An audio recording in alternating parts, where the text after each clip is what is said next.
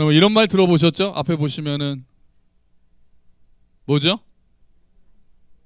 네, 반면교사입니다. 반면교사. 반면교사가 뭡니까? 교사는 교사인데 선생님이잖아요. 교사는 교사인데 반면교사, 안 좋은 모습을 보여줘서 본을 보이는. 이거 본을 보인다고 해야 될까요? 안 좋은 모습을 보여줘서 저 사람처럼 되면 안 되겠구나라는 것들을 보여주는 교사를 반면교사라고 합니다. 우리도 그런 선생님들 많이 만나셨죠? 많이 만나셨죠. 그러니까 예전에 물론 우리가 존경해서 나도 저 선생님처럼 되고 싶다, 저 선생님처럼 살고 싶다 이렇게 존경스러운 선생님도 계시지만 또 반대로 뭐 이렇게 저런 사람이 다 있냐, 나는 저렇게 살지는 말아야지 이렇게 해서 우리에게 반면 교사가 되는 선생님들도 계셨잖아요. 그러니까 이제 그게 또 꼭 그 선생님뿐만 아니라 회사나 어디서나 우리가 만난 사람 중에도 내가 저 사람처럼 되지는 않겠다 그러는 반면 교사가 우리 주변에 있습니다. 그런 얘기를 들으니까 또 저도 제가 또 누군가의 반면 교사가 되면 안 되는데 이제 그런 생각을 하게 되죠. 성경에도 많은 반면 교사들이 등장합니다. 때로는 선한 사람이라도 실수해서 그렇게 반면 교사의 역할을 하는 경우가 있죠. 대표적으로 우리가 다윗이 이제 범죄하는 모습들, 성경은 그런 거에 대해서 별로 애누리하지 않고 가감없이 전달합니다. 그것을 통해서 우리가 배워야 될 교훈이 있기 때문이죠. 자, 오늘 본문에는 엘리와 그 당시 사사시대 마지막에 사사이자 제사장이었던 엘리와 두 아들 홈리와 비느하스가 등장합니다. 좋은 예로 등장하면 좋겠지만 반면교사로 사무엘상 앞에 1장 2장을 점령하고 있는 사람들이죠. 특히 자녀 양육에 대해서 엘리는 반면교사의 역할을 톡톡히 합니다. 오늘 이 모습을 보면서 우리가 엘리와 홈리, 비느하스를 보면서 가정에서 우리가 자녀 교육에 대해서 어떻게 생각할 것인가를 보려고 하는 거예요.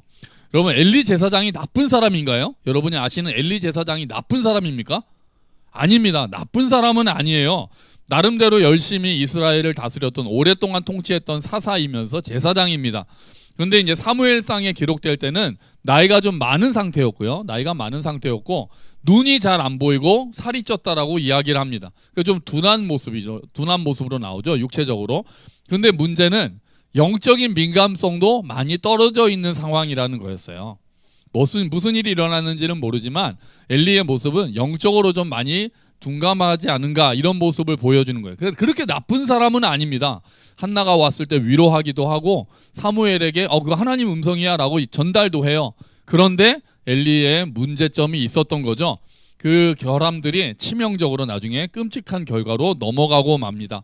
오늘 우리가 보면서 우리의 자녀 교육에 대해서도 생각해보고 하나님 앞에서의 우리 자세도, 우리 자녀들도 나는 자녀인데 그렇게 생각하지 말고 엘리의 모습과 홈리 비느하스를 보면서 나는 하나님 앞에 어떻게 서 있는가를 봤으면 좋겠는 거예요. 자, 먼저 아들들을 살펴보죠. 여러분, 홈리와 비느하스는 나쁜 사람입니까? 네, 그렇습니다. 나쁜 사람이에요. 얘는 아주 그냥 나쁜 사람입니다. 속된 말로 하면 못돼 처먹은 놈들이라고 할 수 있어요. 아주 진짜 못돼 처먹은 놈들이에요. 엘리 제사장의 아들이고 이미 제사장입니다. 홈리와 비느하스는 제사장의 역할을 하고 있었거든요. 그런데 어떤 일을 하느냐?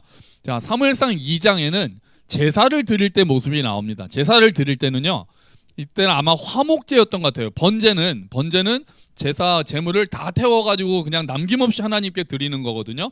근데 화목제를 제물로 드릴 때는 이런 절차를 거칩니다. 한번 보세요.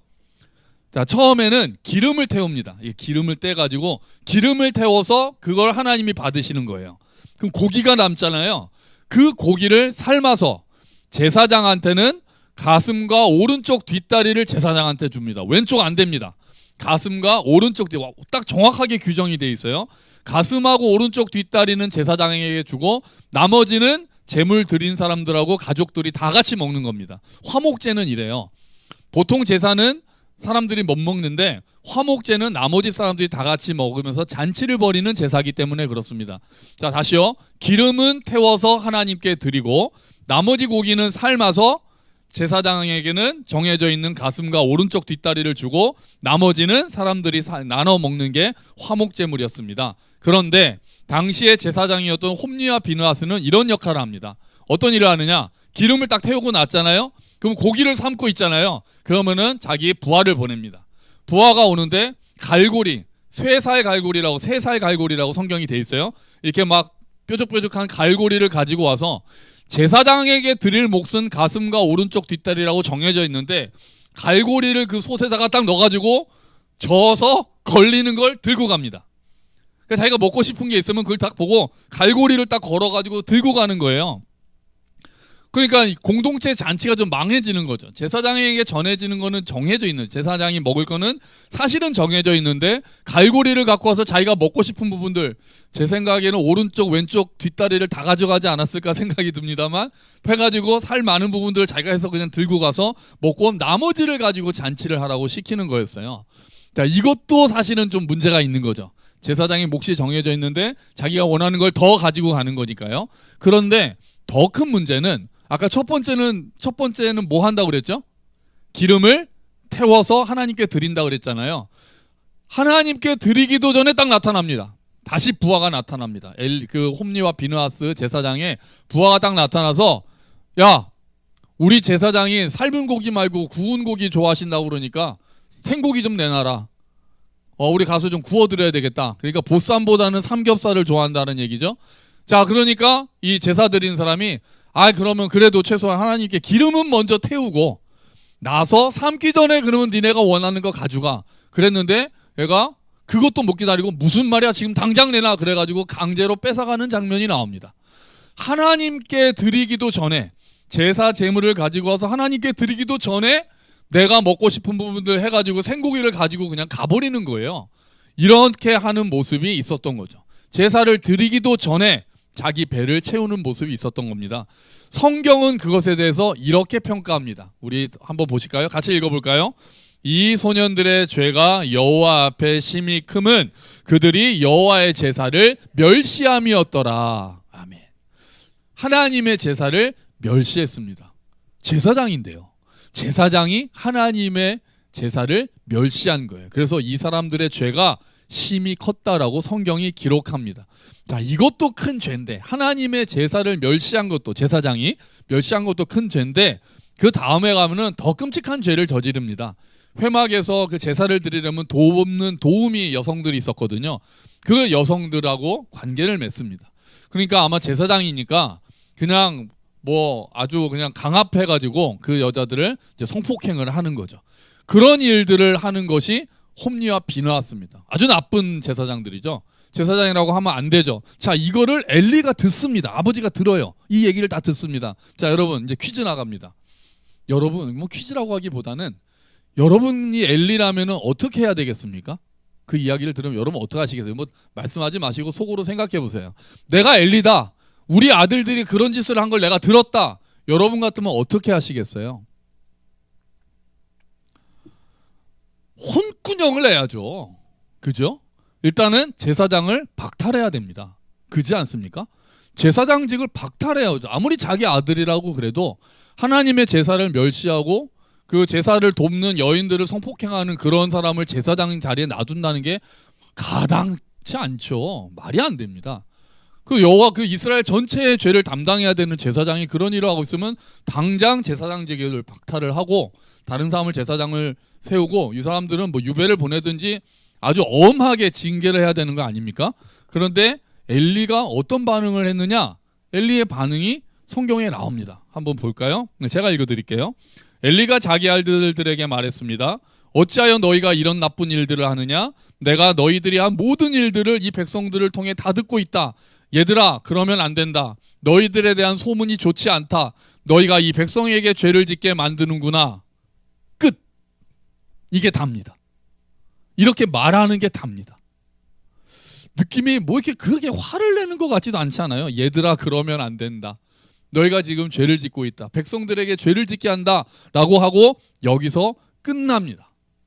여러분, 이 얘기를 들은 홈리와 비느하스가 그 이야기를 듣고 감동해서 눈물 콧물 쏟으면서 회개했을까요? 그렇지 않습니다. 그렇지 않아요. 성경에 뭐라고 하냐면 아들들이 아버지의 말을 듣지 않았다. 이렇게 나옵니다. 듣지 않습니다. 그것은 하나님이 그들을 죽이기로 작정하셨기 때문이다. 이렇게 나오죠. 아들들은 귀가 닫혀 있습니다. 여러분, 엘리는 그 일이 죄라는 걸 몰랐을까요? 아니죠. 그럼 어떻게 모릅니까? 말도 안 되죠. 당연히 알고 있었어요. 근데 왜 엘리는 그렇게 말 못했을까요? 심하게 왜 야단 못 쳤을까요? 왜 제사장직을 박탈하지 않았을까요? 왜 벌을 내리지 않고 이렇게 한마디 하는 걸로 끝났을까요? 성경에는 나와 있지 않습니다. 원래 싫은 말 하기 싫어하는 사람인가? 이제 우리가 막 상상을 해보죠. 자식들하고 관계가 좀 틀어질까봐, 관계가 깨질까봐 그게 걱정됐었나? 옳고 그름에 아예 관심이 없는 사람인가?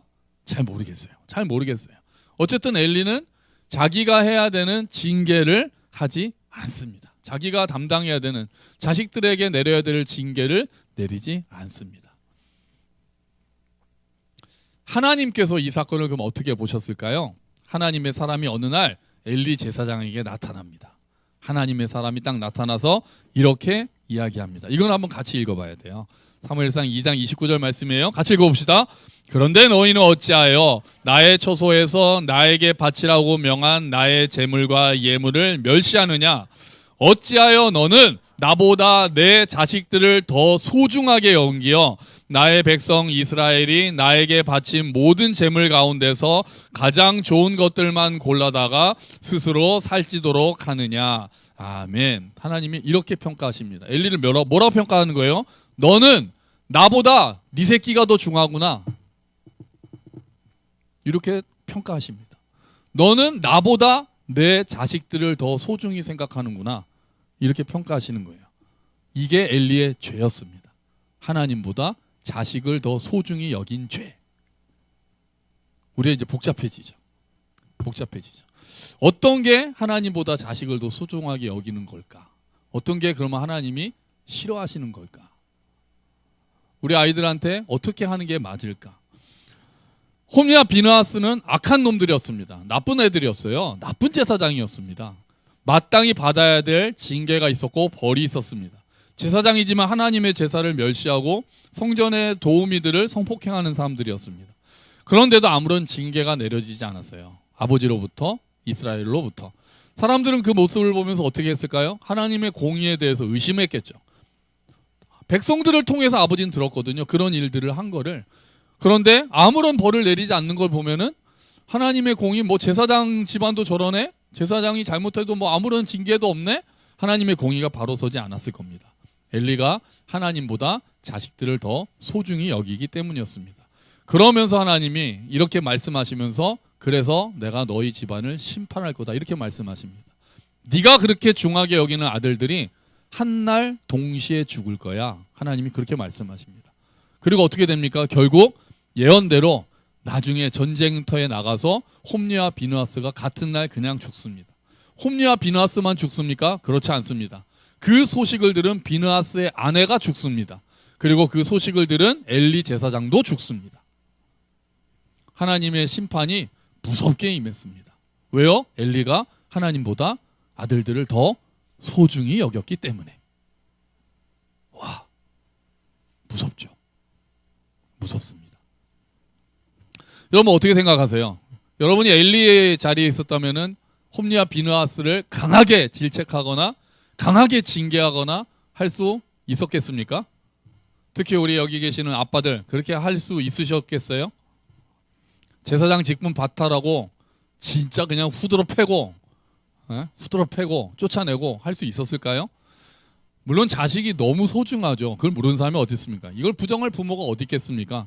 저도 이제 현우 민호 이렇게 보면서 막 옛날 아기 때 생각하면서 막 언제 이렇게 컸나 싶기도 하고 또 옛날 사진 가끔 보면은 괜히 울컥할 때가 있어요.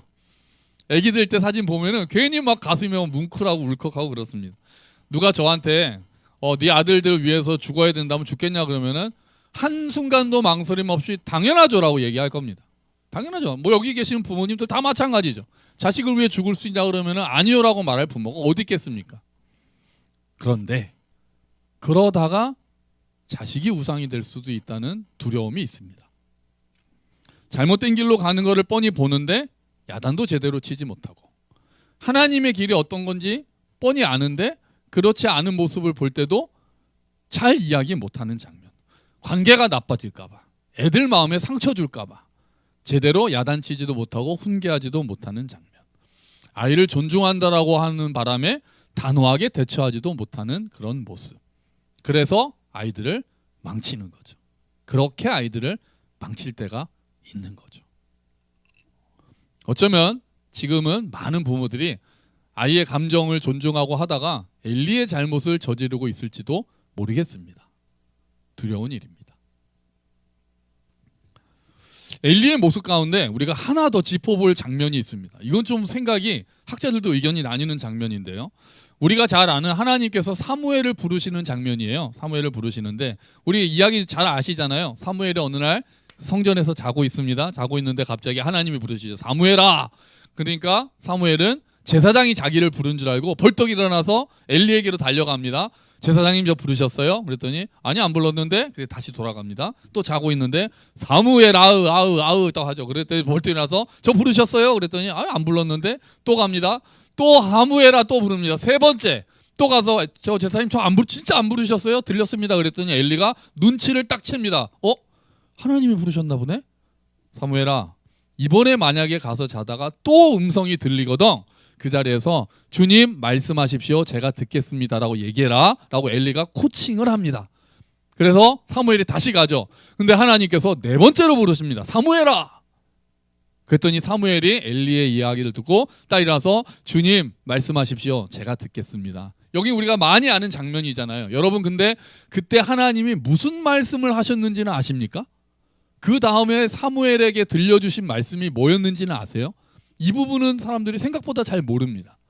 하나님이 사무엘을 처음 부르셔가지고 무슨 내용을 말씀하셨는지 아세요? 좀 잔인한 말씀을 하세요. 사실은 저는 하나님 좀 너무하셨다고 생각을 합니다.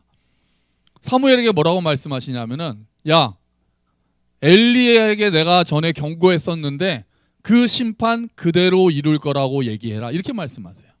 그 집안 멸망할 거고 그 아이들 다 죽을 거 내가 그대로 심판하겠다라고 해라 이렇게 말씀하세요. 좀 너무하셨죠? 사무엘이 엘리한테 가서 그 얘기를 어떻게 합니까? 자기를 지금까지 키워준 제사장한테 가서. 자, 아침이 됐습니다. 아침이 되니까 엘리는 또 얼마나 궁금했겠어요. 하나님이 사무엘을 부르셨네. 무슨 말씀을 하셨을까? 아침에 사무엘을 부릅니다. 야 어제 하나님이 무슨 말씀하셨니? 그랬더니 사무엘이 쭈삣쭈삣 했겠죠. 그게 그랬더니 엘리가 눈치를 챕니다.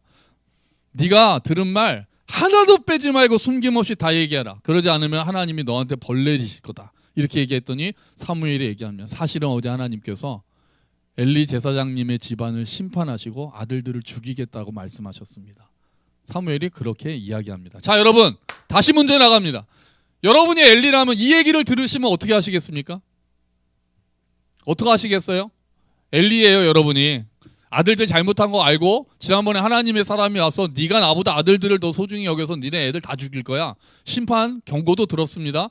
지금 상황에서 다시 그것대로 하겠다라고 말씀 들으면 여러분은 어떻게 하시겠습니까? 자, 엘리는 이렇게 반응합니다. 짠 이렇게 얘기합니다. 그분은 주님이시니 그분께서 선하신 대로 하실 것이로다. 이렇게 이야기합니다. 여러분 엘리의 이 반응을 어떻게 생각하세요? 하나님의 주권을 인정하는 긍정적인 반응일까요? 하나님께서 선하신 대로 하시겠지 뭐 하면서 하나님의 주권을 인정하는 우리는 심판받아도 돼. 심판받아도 싸. 그런 어떤 하나님에 대한 그런 믿음의 고백으로 보이십니까? 이렇게 이야기하는 학자들도 있습니다. 하지만 저는 어떻게 이럴 수 있지? 저는 그렇게 생각이 듭니다. 제가 엘리라면 하나님 바짓가랑이 붙잡고 늘어져야 되지 않을까요? 하나님 정말 제가 죄송합니다. 정말 잘못했습니다. 우리 아들들 어떻게 해서라도 바르게 돌려놔 보겠습니다. 때려서라도 제자리로 한번 찾아보겠습니다. 주님 심판을 연기해 주십시오. 목숨 한 번만 살려주십시오라고 매달려야 되지 않을까 저는 생각합니다. 여러분은 어떻게 생각하시는지 모르겠습니다. 그때는 하나님이 뜻대로 하십시오라고 하는 게 믿음의 고백일지 아니면 매달려가지고 하나님 한 번만 용서해달라고 하는 게 믿음의 고백일지. 아브라함이 그랬잖아요. 소돔과 고모라 멸망시키겠다고 하니까 하나님 의인 50명만 있으면 살려주지 않으시겠습니까? 45명이 있으면 안 되겠습니까? 10명 있으면 안 되겠습니까? 하나님 바짓가랑이 붙잡고 늘어지잖아요. 아브라함은. 근데 엘리는 제가 보기에는 너무 쉽게 포기합니다. 생각해보면 엘리는 계속해서 수동적입니다. 아들들이 잘못했을 때도 회초리를 들지 못합니다. 얘들아 그러면 안 돼. 하나님한테 혼나. 이렇게 말하고 끝납니다. 심판 예고를 들었을 때 하나님의 사람이 와서 너네 애들 다 심판해서 죽일 거야라고 얘기했을 때도 별 반응이 없습니다. 그리고 사무엘을 통해서 다시 한번 이야기가 나왔을 때도 엘리는 하나님의 뜻대로 하시겠지라고 하면서 더 이상 하나님께 간구하는 것 자체를 포기합니다. 저는 포기라고 생각합니다. 하나님의 주권을 겉으로는 인정하는 것처럼 보이지만 회개하려는 의지조차도 잃어버린 모습이 아닌가라고 저는 생각합니다. 여러분, 우리는 어떻습니까? 하나님 앞에 얼마나 간절히 기도하고 있습니까? 하나님의 은혜 아니면 안 된다라고 하면서 하나님 앞에 얼마나 간절히 자녀들을 위해서 기도하고 있습니까? 어쩌면 우리도 엘리처럼 간절함을 많이 잃어버리고 있는 건 아닐까 생각이 들 때가 있습니다. 그럼 우리가 간절함을 회복하게 되기를 축원합니다. 정말 기도할 때 하나님의 은혜 아니면 안 된다라는 심정으로 자녀를 위해서든 배우자를 위해서든 또 나라를 위해서든 우리는 좀 더 간절함을 가지고 좀 더 부르짖어야 되고 좀 더 엎드려야 되지 않을까 생각을 합니다. 우리가 자녀들을 바르게 양육하기를 주의 이름으로 축원합니다. 바울은 자녀들을 노엽게 하지 말고 주의 교훈과 훈계로 양육하라고 합니다. 두 가지가 다 있어요. 자녀들을 노엽게 하지 말라. 자녀들을 함부로 하거나 존중하지 않거나 멸시하거나 이러면 안 되는 거죠. 학대 안 되는 거죠. 당연히 자녀들을 존중해야 합니다. 노엽게 하지 않아야 합니다. 하지만 반대로 또한 자녀들을 주의 교훈과 훈계로 양육하라고 합니다. 훈계하지 않는 것도 잘못된 거죠. 옳고 그름에 대해서는 단호하게 이야기하고 훈계해야 됩니다. 이 양쪽의 균형이 다 맞아야 되는 겁니다. 솔직히 저도 싫은 소리를 잘 못합니다. 여러분도 많이 아시죠? 저도 아이들한테 싫은 소리 잘 못했습니다. 물론 현우 민우가 뭐 홈리와 비누아소와 같은 아이들은 아닙니다. 그런 아이도 아니지만 그 잘못할 때가 있잖아요. 근데 잘못하는데 야 너 그러면 안 돼 혼나? 뭐 너 그럼 그런 얘기를 제가 잘 못했습니다. 말해야 될 때, 야단쳐야 될 때 야단치지 않고 넘어갈 때가 있었던 거예요. 이제는 벌써 다 성인이 됐어요, 아들들이. 그래도 제가 이 말씀을 준비하면서 그래도 우리가 부모 자식 사이니까 앞으로는 제가 나쁜 아빠가 되겠다고 결심합니다. 혼 좀 내야 되겠다. 잘못하는 일이 있으면은 그냥 좋게 넘어가려고만 했던 게 아닌가 제가 반성하게 되더라고요. 싫은 소리 듣기 싫고 관계가 좀 뭐 어떻게 될까 봐 이런 생각하면서 그냥 자꾸 넘어가 버린 건 아닌가 이런 생각을 하게 되는 거죠. 현우미뿐 아니라 우리 교회 주일학교, 우리 교회 청년부에게도 나쁜 목사가 좀 돼야 되겠다. 나쁘다가 아니죠. 조금은 엄한 모습도 보여야 되지 않을까 제가 반성하고 앞으로 그러려고 합니다. 회초리 딱 준비하고 청년부도 잘못하면은 혼내고 그렇게 해야죠. 주의 교훈과 훈계로 양육하는 게 가정에서뿐이겠습니까? 우리 교회에서도 우리 아이들을 사랑하니까 정말 하나님 안에서 잘 되기를 바라는 마음이니까 내버려 두고 방치하는 게 답이 아니라 주의 교훈과 훈계로 양육해야 된다는 생각을 좀 더 하는 겁니다. 그리고 그것보다 더 중요한 거는 하나님 앞에 좀 더 간절히 엎드려야 되겠다는 생각을 합니다. 자녀들을 위해서도 또 우리 교회의 자녀들을 위해서도 제가 좀 더 간절한 마음으로 기도해야 되겠다라고 생각합니다. 하나님의 은혜 아니면 이 아이들이 안 됩니다라는 마음을 가지고 좀 더 이름을 불러가며 좀 더 간절히 기도해야 되겠습니다. 시간이 지나면서 우리가 무뎌질 때가 있습니다. 하나님께서 알아서 하시겠지. 아니요. 그거는 하나님에 대한 믿음이라기보다는 포기가 아닐까 싶습니다. 그리고 방치가 아닐까 싶습니다. 하나님, 내 기도에 모든 게 달려있는 것처럼 좀 더 간절한 마음으로 하나님 정말 붙잡고 늘어지려는 마음으로 정말 간절하게 구해야 되겠고 그때 하나님께서 또한 그 기도에 응답하시지 않을까 생각을 합니다. 여러분 우리 자녀들의 인생을 책임지시는 하나님 앞에서 자녀들을 위해 간절히 기도하는 저와 여러분이 되시기를 축원합니다. 특히 믿음을 달라고 우리가 기도합시다. 우리 아이들이 영적으로 정말 단단해지고 영적으로 깊어지고 하나님을 만나게 해달라고 우리가 간절히 기도해야 되겠습니다. 그렇게 주의 교훈으로 양육하고 간절히 기도함으로써 우리 자녀들이 주님 앞에서 바르게 서기를, 우리 가정이 주님 앞에서 바르게 서기를, 우리 자녀들도 하나님 앞에 엎드리는 자녀들이 되기를 주의 이름으로 축원합니다. 아멘. 우리 같이 기도하죠. 주님, 우리가 엘리의 잘못을 혹시 반복하고 있지는 않은지 생각합니다. 아이들을 존귀 여기면서 또한 교훈과 훈계로 양육한 우리가 되게 해 주시옵소서. 우리 같이 기도합시다.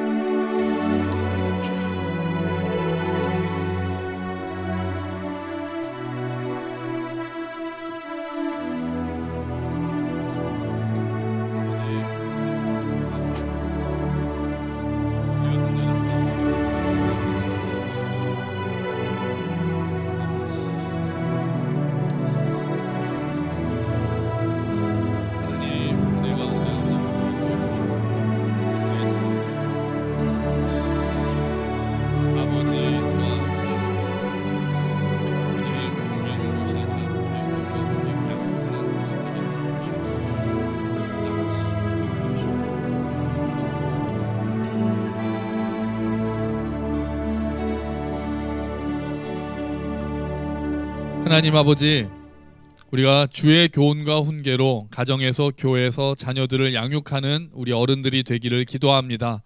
주님, 더 많이 사랑하게 하시고 그래서 더 많이 훈계할 수 있도록 도와주시옵소서. 우리의 감정대로 훈계하는 것이 아니라 하나님의 말씀을 붙들고 바른 길로 인도할 수 있도록 도와주시옵소서.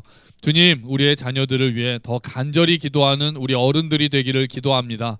주님께서 인도하시지 않으면 이 아이들의 인생이 흔들릴 수밖에 없다는 것을 믿고 하나님의 도우심을 더욱 간절히 구하는 우리 어른들이 될 수 있도록 도와주시옵소서.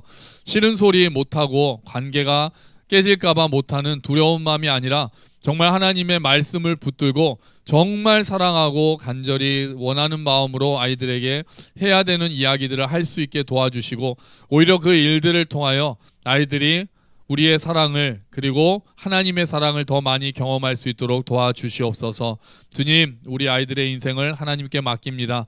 주님께서 더 많이 간섭해 주시고 더 많이 사랑해 주시고 정말 우리 아이들이 하나님의 사랑을 깊이 깨닫고 그 믿음이 깊어지는 아이들이 될 수 있도록 주님 도와주시옵소서. 예수 그리스도의 이름으로 기도합니다. 아멘.